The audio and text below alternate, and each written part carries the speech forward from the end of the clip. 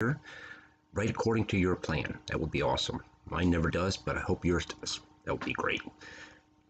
So we're leaving Genesis and we're moving into Exodus.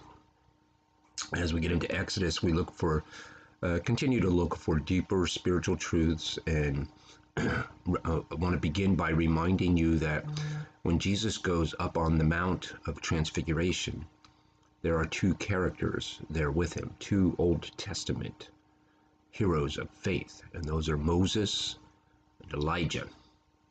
That is the law and the prophets. These are the two most significant characters in the Old Testament for the Jewish people, and therefore for us as we look to understand God's plan for our lives. And so now Joseph went into Egypt as a slave, rose to power by the hand of God, and brought his family down because of the famine. And now they're residing in Goshen.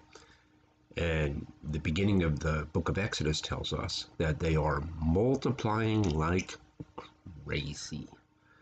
And so the very first chapter has this thought.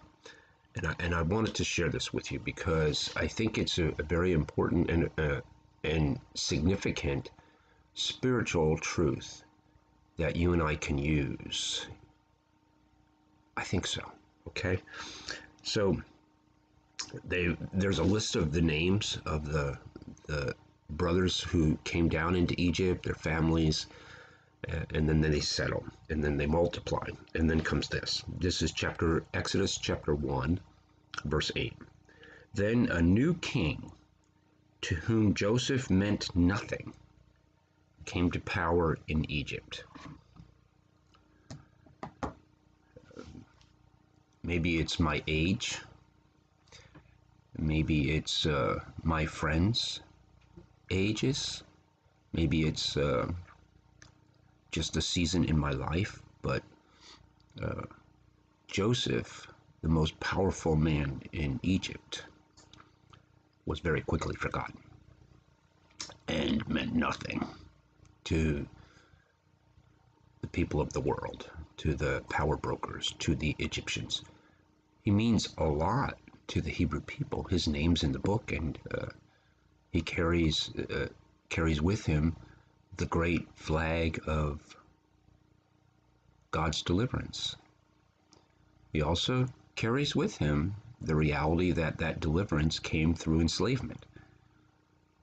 And so, you know, when you and I, when we've hit difficult places in our lives, we often are like, why is this happening?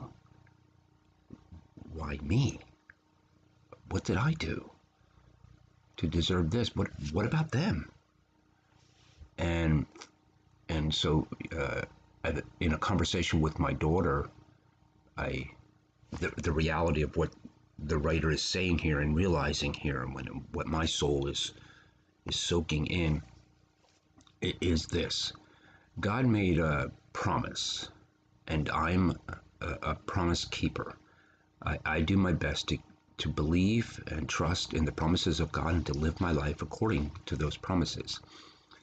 But get this, he made a promise to Abraham that his heirs would inherit a land, and they would be so numerous that they couldn't be counted. After many years, they get to the land and begin to live there. And then by God's design, they have to leave because of a famine and become slaves in Egypt. And by God's design, the lineage of Abraham in the political structure of this world is cut off, forgotten, of no influence.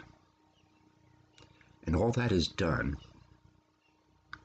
so that they can multiply. I told Ashley we were talking about how do we face difficult things? And I told her that God made a promise to Abraham, and the fruition of that promise took 2,000 years to realize. Who am I to complain about my state of being and where I am? How can I not believe that what I'm going through is exactly as God wants it? It's by design. I mean, I read this story and I'm like, that's the design? Yeah, that's the design. That's the plan. And so whatever you're facing in your life, what I've learned is acceptance is the key. Not acceptance that I can't do anything and bemoaning acceptance, but faith acceptance, where you absolutely get to where you believe God has control of this and he will see me through because he's promised. Now, it may be that 5 years after I die, no one remembers anything that I did. That could happen, but God does. And to be part of the kingdom, it means that you are faithful to the promises as God is faithful to the promises. And you trust that your kingdom work counts for something. Because it does. So you trust in the Lord. That's a pretty deep word. That's pretty hefty for 7 o'clock Tuesday morning. But it's a great word because it's a really great place to live. You can remove yourself from the it's not fair fight with life and say, okay, God, I'm going to believe that you're here. You're right here in the midst of it. So lead on. And he is, and he will. So you have a great, great Tuesday and a great week, and I'll see you either this